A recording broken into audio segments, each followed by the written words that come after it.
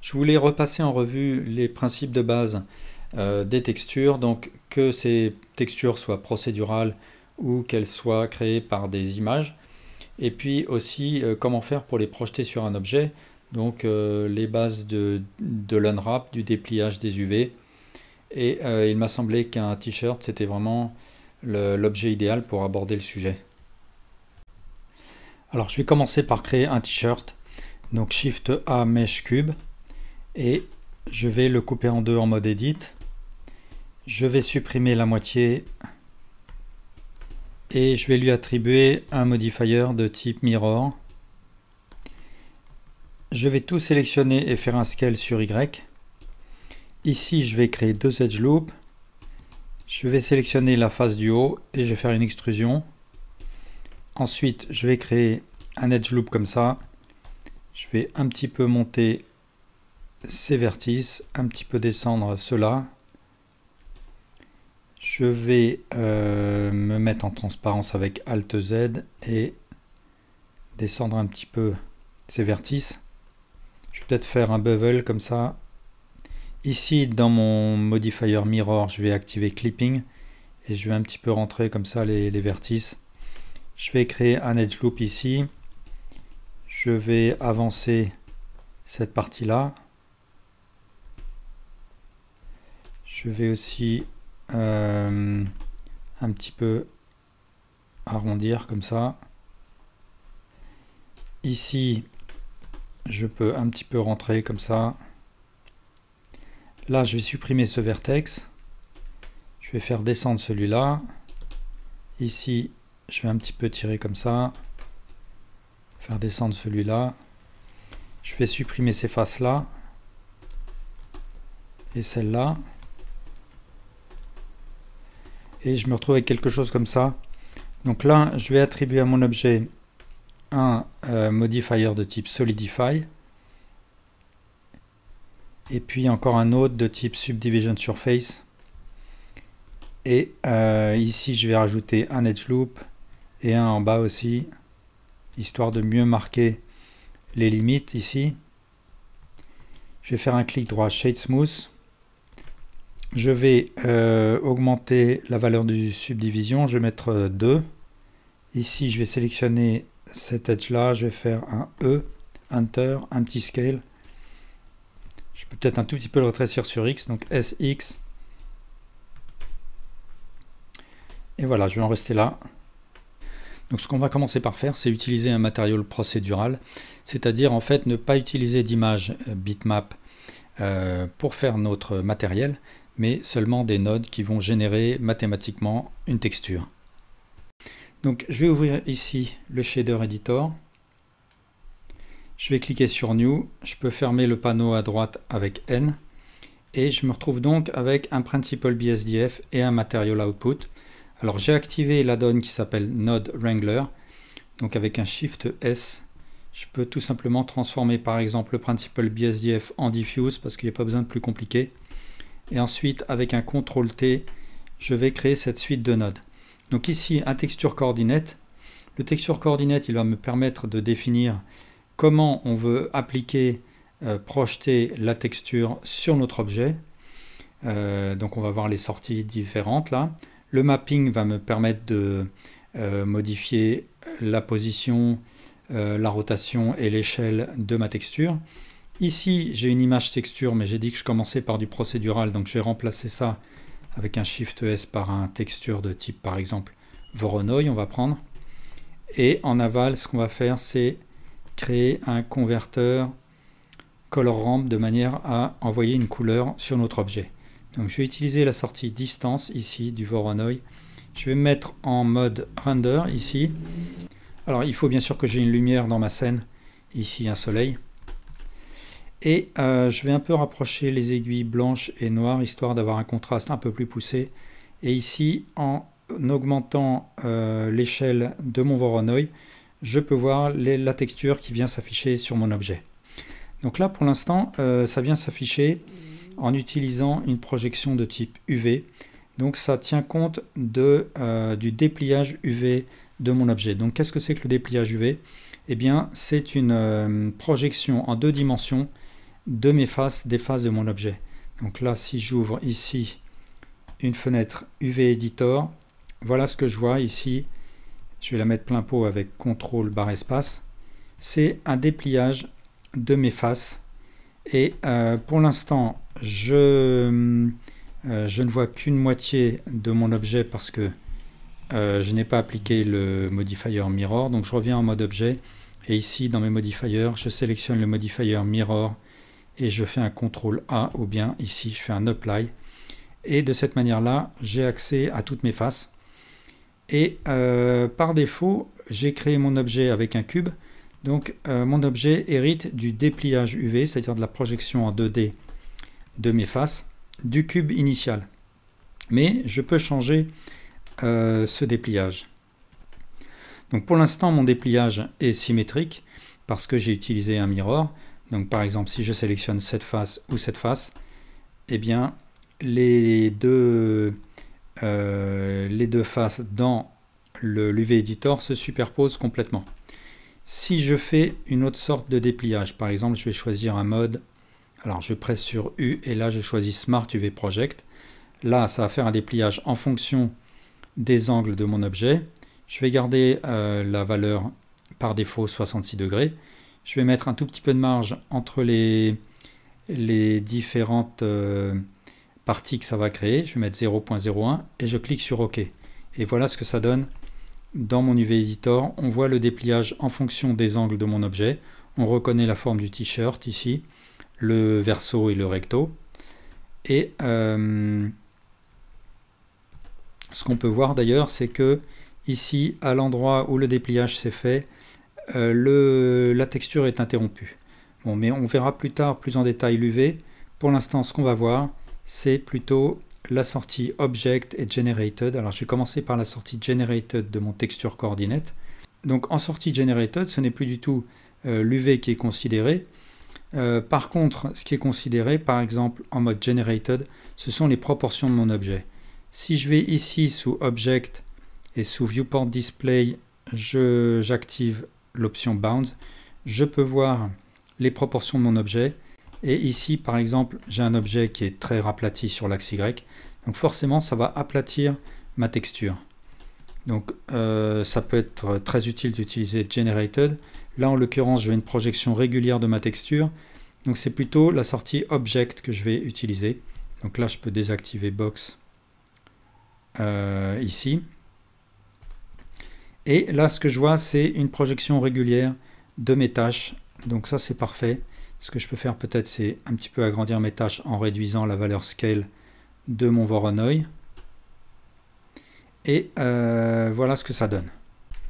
Alors ensuite, si je joue avec les valeurs qui sont dans mon node mapping, je peux varier la position de ma texture, je peux varier la rotation et je peux varier son échelle sur tel ou tel axe. Et il faut noter que si jamais je veux par exemple changer l'échelle sur tous les axes, je peux ratisser ici mes 3 valeurs et changer la valeur. Je peux mettre 3 par exemple. Je peux aussi plus simplement mettre un input value.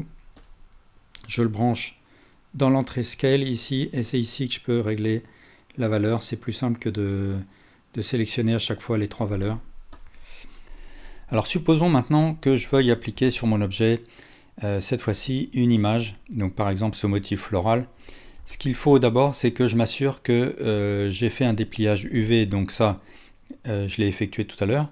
Ensuite je vais créer un nouveau matériau, donc je vais fermer celui-là, je vais cliquer sur New et je vais transformer avec un Shift S mon Principal BSDF en Diffuse. Et là je vais presser CTRL T de manière à avoir cette suite de nodes.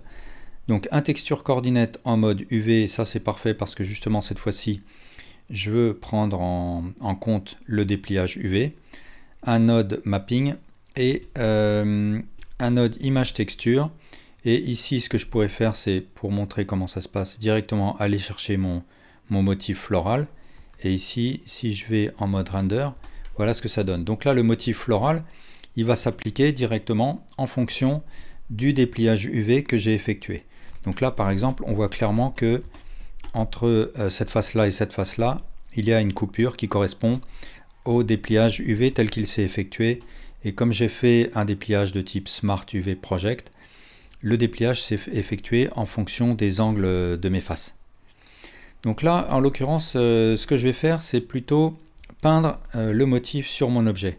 Donc ce que je vais faire, c'est plutôt attribuer à mon objet une image complètement vierge. Donc là, je vais fermer mon image ici et je vais créer une nouvelle image. Je vais l'appeler peinture. Je vais garder les réglages par défaut. Je vais décocher alpha parce que j'ai pas besoin de transparence. Et je clique sur OK. Donc là, comme par défaut, mon image est noire, elle s'affiche noire dans ma vue 3D. Je vais aller la chercher ici, peinture, et je vais basculer avec un CTRL Tab en mode Texture Paint. Et là, je vais regarder quelle est la brosse qui est sélectionnée. Donc par défaut, c'est la brosse Draw. Ici, j'ai la possibilité de régler le rayon et la force de ma brosse, mais je peux le faire avec les raccourcis F pour le rayon et Shift F pour la force. Et dans le panneau N, sous Tool, je vais aller régler les paramètres. Donc ici, sous Brush, je garde tel que c'est. Sous Brush Settings, je vais garder Blend Mix et je vais ouvrir le panneau Texture ici. Et je vais cliquer sur New. Et ici, je vais cliquer sur ce bouton qui me permet d'ouvrir automatiquement ici le panneau des textures, c'est-à-dire le dernier onglet. Là, je vérifie que je suis bien en train de régler la texture pour ma brosse. Et je sélectionne Image or Movie, c'est déjà fait. Et ici, sous Settings, sous Image et sous Settings, je vais aller chercher le motif floral que j'ai déjà chargé. Et du coup, ici va venir se charger mon motif. Et ici, sous Mapping, je vais aller chercher Stencil, ce qui va me permettre en fait d'utiliser cette texture comme pochoir. Et là, si je rentre dans ma vue 3D, ce que je peux voir, c'est en surimposition mon image. Je peux régler son opacité en allant sous Cursor. Ici, j'ai une valeur Texture Opacity. Donc si je la mets trop élevée, je ne vais pas voir mon objet derrière. Donc je vais la laisser par exemple à 30. Et ensuite, cette texture, ce pochoir, je peux le déplacer dans ma vue 3D avec clic droit. Avec Shift, clic droit, je peux agrandir, réduire. Avec CTRL, clic droit, je peux faire pivoter ma texture. Là, je vais la remettre à 0 degré. Et enfin, je peux commencer à peindre tout simplement avec clic gauche. Et ce qui se passe, c'est que mon motif vient s'imprimer sur mon objet 3D. Et ici, je peux voir dans mon UV Editor, sur mon image qui s'appelle peinture, va venir s'imprimer le motif floral en fonction, bien sûr, du dépliage UV. Alors, ce que je peux faire pour cette image, c'est quand j'aurai terminé, je peux aller dans Image et là, la sauver. Il y a deux manières différentes. C'est soit Save As, si je veux la sauver dans un dossier que je mettrai à côté de mon fichier Blend. Et il faudra toujours qu'il soit disponible pour que le fichier Blend puisse retrouver cette image. Ou bien je fais un pack, c'est-à-dire je sauve à l'intérieur de mon fichier cette image. Donc je continue à peindre. Donc je vais me mettre en vue de dos, donc je clique sur 9. Je peins. Alors bien sûr je peux choisir d'autres modes d'affichage comme Solid ou Material Preview. Je me mets en vue de dessus, je peins aussi, je me mets en vue de côté,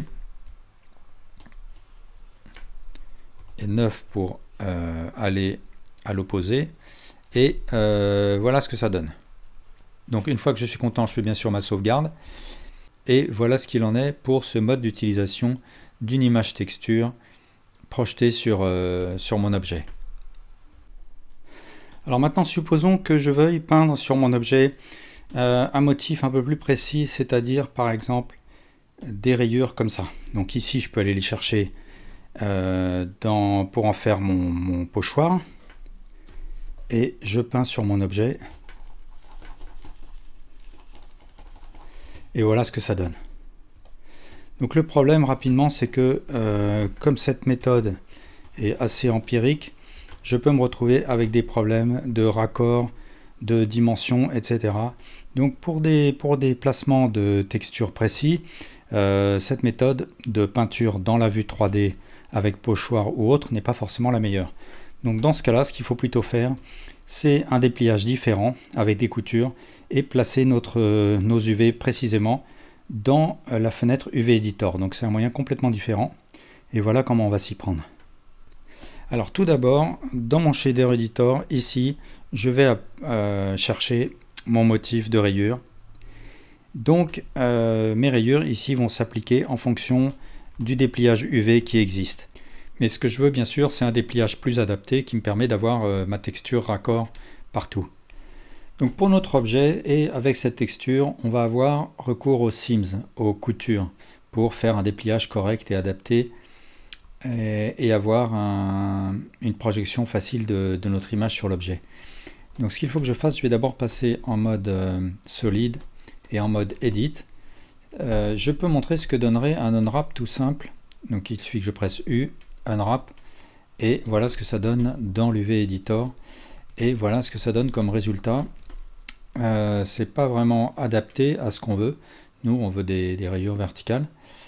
Donc ce qu'il faut que je fasse, en fait, c'est déterminer le long de quel edge va se faire le découpage, le long de quelles arêtes. Et en fait, il faut vraiment penser ça comme la découpe d'un objet avec un ciseau. Et en l'occurrence, pour un t-shirt, les découpes sont assez évidentes puisqu'elles correspondent à peu près aux coutures. Donc en fait, on va sélectionner ces edges et ceux-là. On pourrait aussi sélectionner ceux-là, mais en fait, on n'en aura pas besoin puisque si je sélectionne ces edges, ensuite je fais U, marque Seam, et que je fais un dépliage, je vais avoir un résultat correct. Je précise au passage que donc on peut voir visuellement en rouge les coutures qui ont été effectuées. Si je veux les supprimer, par exemple celles qui sont là-haut, je n'en veux pas, eh bien je fais tout simplement un U Clear Seam. Et maintenant je peux tout sélectionner et faire U Unwrap tout simplement. Et ce qui va se passer ici dans mon UV Editor, c'est le dépliage qui est exactement ce que je veux, c'est-à-dire là ça ressemble à un patron de vêtements. Le dépliage c'est fait en fonction de mes coutures, de mes seams.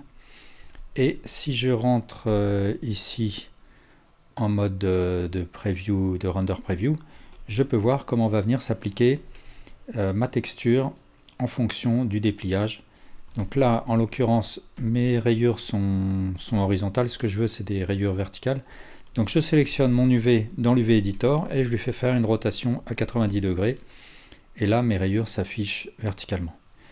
Je peux aussi faire un scale, et dans ce cas-là, les rayures vont se rétrécir. Ce que je vois, c'est que même si mon UV dépasse de l'image ici, elle continue de s'afficher.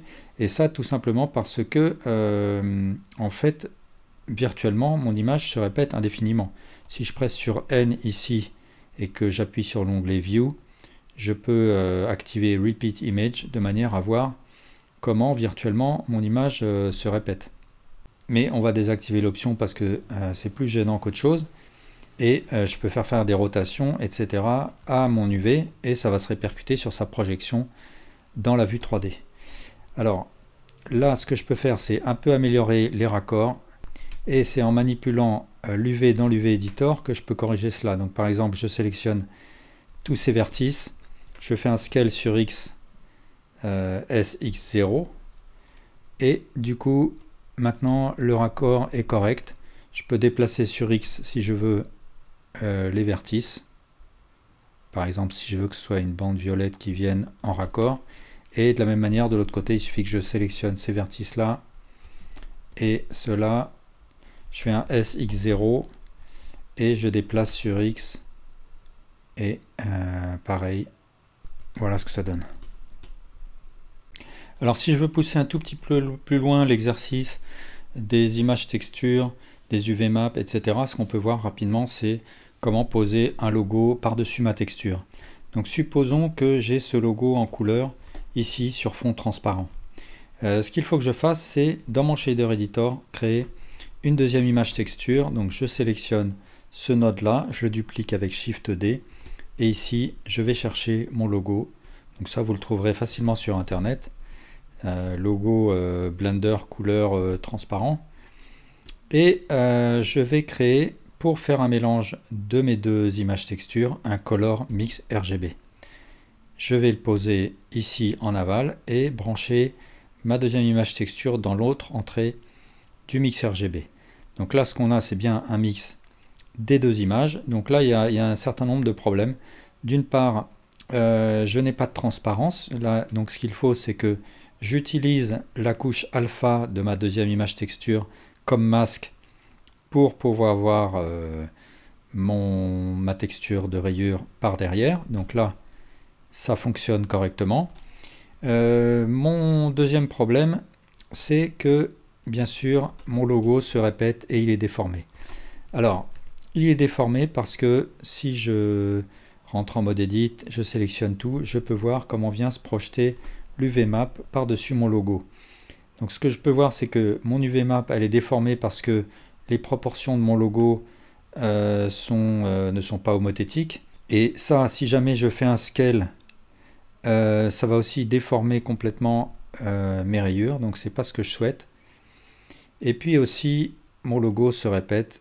Donc ce qu'il faut que je fasse, en fait, c'est que j'utilise un deuxième dépliage UV pour cette deuxième image. Alors comment on s'y prend? Eh bien, il faut aller ici sous Object Data et déplier le panneau UV-map.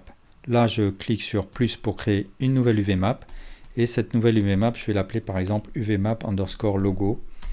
Et elle va me servir à placer le logo. Donc ce que je fais ensuite, c'est que dans ma vue 3D, là je vais basculer en mode solide. Et je vais sélectionner toutes les faces qui vont où est censé venir se projeter le logo. Donc toutes celles-là. Je vais faire un simple unwrap, unwrap. Et ici, dans l'UV Editor, je vais placer correctement mes UV. Donc je vais faire une rotation à 90 degrés. Je vais faire un scale et de manière à ce que mon UV contienne bien le logo. Comme ça. Ensuite, je vais sélectionner tout le reste. Donc CTRL-I, faire à nouveau un unwrap. Et cet unwrap, cet UV-map, je vais le réduire énormément. Et dans mon UV Editor, je vais le placer à un endroit où j'ai de la transparence à 100%. Et maintenant, dans mon Shader Editor, il faut que je crée un node Input UV-map qui va me servir à déterminer que pour cette image en particulier, là, c'est ce deuxième unwrap, cet UV-map que je vais utiliser et non pas celui qu'on a par défaut et qui sort ici du texture coordinate. Donc ici, dans ce node UV-map, je vais chercher l'UV-map qui s'appelle UV-map underscore logo et je branche mon UV-map dans l'entrée vector de mon image texture de logo et voilà ce que ça donne en mode render. Alors, ce que je peux voir, c'est que mon logo se répète, et ça, c'est pour la raison qu'on a vue tout à l'heure, c'est-à-dire que virtuellement, mon image se répète indéfiniment.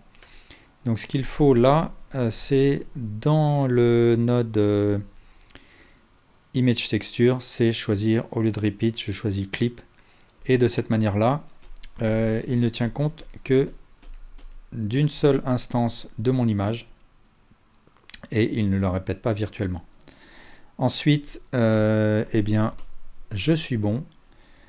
Si jamais je juge que mon logo est un petit peu déformé, eh bien, dans l'UV Editor, je peux faire des scales légers sur Y. Je peux déplacer un petit peu mon UV si je souhaite un petit peu déplacer mon logo. Je peux aussi faire un scale général pour le réduire, pour réduire sa dimension, etc. Voilà, et bien merci beaucoup pour votre attention.